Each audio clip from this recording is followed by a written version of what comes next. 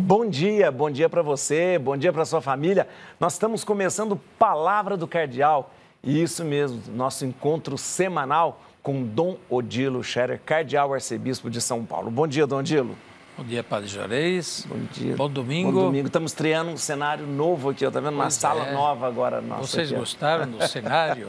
Eu achei bonito. Bonito, né? Bom dia a todos, um bom domingo. Hoje é um domingo bonito. Primeiro porque é domingo. Todo domingo é bonito porque é o dia do Senhor, dia de festa, dia de encontros, encontro com Deus, encontro com a família. E hoje é o domingo das missões. Das missões, né? Domingo das missões. Jornada Missionária Mundial, assim diz o título da igreja. Nós conhecemos aqui no Brasil como Domingo das Missões. Domingo das Missões. Aliás, o mês todo é um mês missionário, né? Mês de outubro, mês dedicado às missões, né? à reflexão, às motivações sobre as missões. E hoje, de maneira toda particular, e nós também vamos falar disso. Antes da gente falar do Domingo das Missões, antes de falar dessa vocação missionária da igreja, eu quero que o senhor comente para a gente aqui, Dom Odilo, o evangelho de hoje, que nós, Mateus capítulo 22, versículo 15 a 21. É uma frase interessante, usada e reusada por tantas e tantas pessoas. Dai, pois, a César o que é de César e a Deus o que é de Deus. Aquele episódio da moeda que está dentro do peixe. Sei. Então, esta frase, naturalmente, não deve ser pega, pinçada, solta, né? Como muitas vezes é usada, né? Ela está dentro de um contexto onde perguntam a Jesus se é lícito pagar o tributo a César ou não. E quem pergunta são as autoridades do templo, as autoridades dos judeus. Não só. É que a Judéia, na época, estava sendo dominada pelos romanos. Sim. E os romanos cobravam imposto, tributo. Do templo. E os judeus não gostavam de pagar esse tributo, mas pagavam, porque se não pagassem, os romanos caíam, né, com as armas em cima e reprimiam fortemente os que não pagassem o tributo. Aí queriam pôr Jesus numa fria. Na verdade, queriam comprometer Jesus diante dos romanos. Qualquer resposta de Jesus, ele seria comprometido. Né? Então, Jesus responde de maneira muito inteligente. Olha, me mostra a moeda. E mostraram uma moeda corrente na época que era romana. Né? O dinheiro da época na região era o dinheiro romano. Né? E lhe mostraram, então, e Jesus olha a moeda frente e atrás e pergunta: quem é essa imagem e inscrição? É efígie lá. Aí disseram: de César, o imperador romano. Então Jesus diz: deem a César o que é de César, mas a Deus deem o que é de Deus. Jesus, poderíamos dizer, respondeu sabiamente e ninguém mais o interrogou porque simplesmente deixou sem perguntas a quem quis colocar Jesus numa armadilha. A questão vai mais longe, depois aplicado a isso, afinal, dar a Deus o que é de Deus e a César o que é de César. Contém naturalmente esse ensinamento que a Deus dá-se aquilo que é próprio de Deus. E, portanto, a adoração, o louvor, o reconhecimento, a obediência a Deus. A César, ou seja, aos governantes, se dá aquilo que é justo dar, né? Conforme as necessidades de governar. Né? E, portanto, aquilo que for estabelecido, mas de toda maneira, o que Jesus diz, bem, se César pede, dai a César o que é de César, respondei a César, em todo caso, mas a Deus deveis responder o que é a Deus que se responde. Mas isso leva à reflexão também sobre o nosso envolvimento político como cristãos. Então, os cristãos devem só se preocupar em dar a Deus o que é de Deus? Então, porque essa frase é muitas vezes usada para justamente a gente falar, não mistura política, religião, não mistura nada disso. Uma coisa é uma coisa, outra coisa é outra coisa. Não é justificado. Não é, né? Não é justificado. Se é verdade, e é verdade, que devemos dar a Deus o que é de Deus, devemos também nos envolver na vida social, na vida econômica, vida política, para o bem, para o maior bem da sociedade. Isso, de alguma forma, está implicado no dai a César. Isso. Poderíamos usar isso de maneira, talvez, que não se interpreta assim em geral. Dai a César o que é de César, ou seja, dai à sociedade aquele empenho, aquela participação, aquela colaboração que é devida à sociedade. Sim. Independente que seja o imposto, mas tem muitas outras maneiras como os cristãos devem também se envolver na vida social. Dom Adilo, eu queria já comentar com o senhor sobre o Domingo das Missões, que lembra toda essa vocação missionária da igreja. A gente tem um mês que a gente dedica às missões, mas, na verdade, a igreja não é missionária num mês só. A igreja é missionária por natureza. Por natureza, desde o seu princípio e sempre. Isso, né? E hoje a gente tem esse domingo justamente na jornada missionária mundial, para a gente, talvez, voltar e perceber essa... É pedagógico para a gente...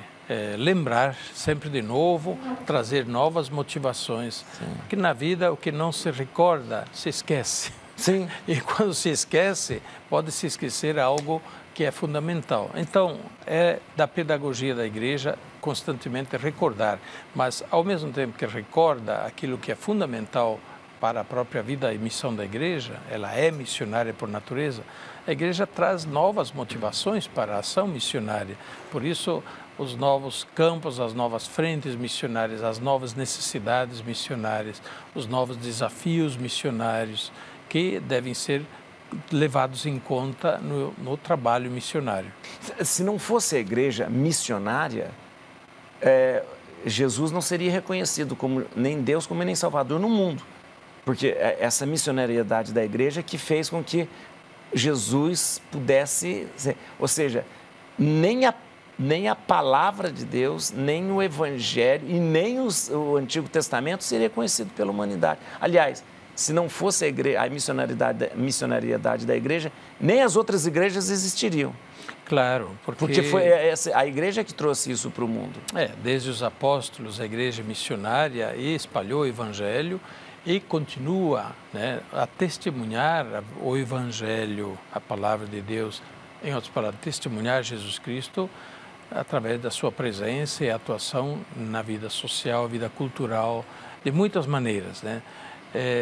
Por isso, a igreja é missionária através da sua presença pública também, através da sua presença na cultura, que nós não podemos descuidar. Por exemplo, o próprio fato de dividir a história entre antes de Cristo e depois de Cristo é também isso, um testemunho cristão, testemunho missionário. E nós não podemos facilmente mudar essa linguagem para dizer a primeira era, a segunda era, escondendo o nome de Cristo, escondendo o fato que Cristo é que dá origem digamos, a segunda era. Mas que segunda era? O Primeiro Testamento ou o Segundo Testamento, o Novo Testamento, o Antigo Testamento. Então, de toda maneira, antes de Cristo, depois de Cristo, isto é cultural, é um testemunho. Agora, se nós tiramos isso, nós estamos tirando um testemunho cristão da cultura, da história, que é aceito também nos países onde Cristo nem é conhecido. Sim. E, portanto, países que não são cristãos, muitas vezes, né, só pequenas minorias cristãs, mas adotam também esta designação, essa divisão da história em antes de Cristo e depois de Cristo. E assim, outras tantas presenças missionárias que às vezes nem nos damos conta, mas que existem e que são importantes.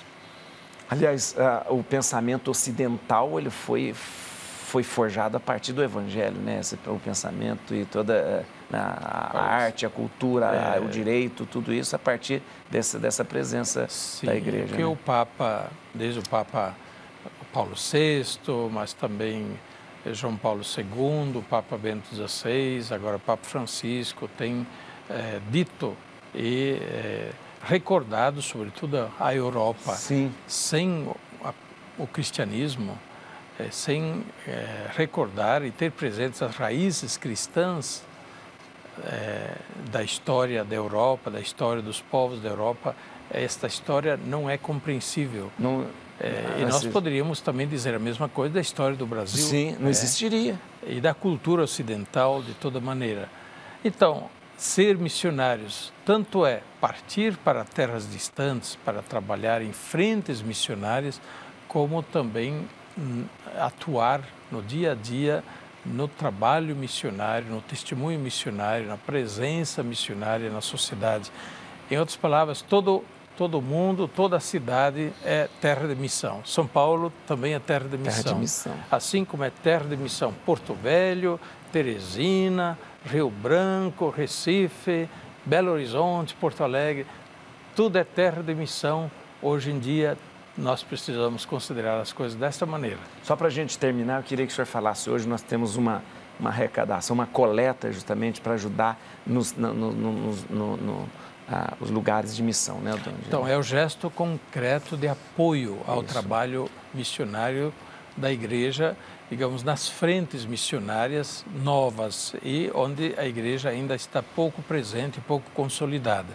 E ali os missionários precisam do apoio nosso para poderem desempenhar o seu trabalho.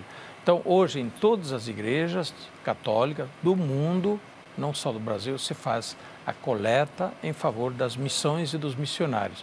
O fruto dessa coleta é enviado a Roma, onde, naturalmente, não é o Papa pessoalmente, mas são os organismos da Santa Sé, sobretudo a Congregação para a Evangelização dos Povos, né?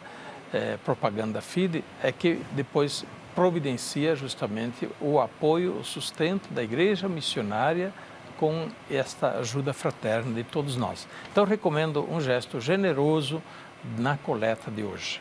O senhor dá a bênção para a gente, Dom Angelo? Que Deus nos abençoe e nesta missa, nesse dia, rezemos sobretudo pelos missionários e missionárias que trabalham em lugares difíceis, muitas vezes com tanta renúncia, até com perigo. Quantas vezes escutamos de missionários que são martirizados, assassinados, torturados ou impedidos de trabalhar, estão nas cadeias. Pois é, estão fazendo isso também por nós. Rezemos por eles. A bênção de Deus Todo-Poderoso, Pai, Filho e Espírito Santo, desça sobre vós e permaneça para sempre. Amém.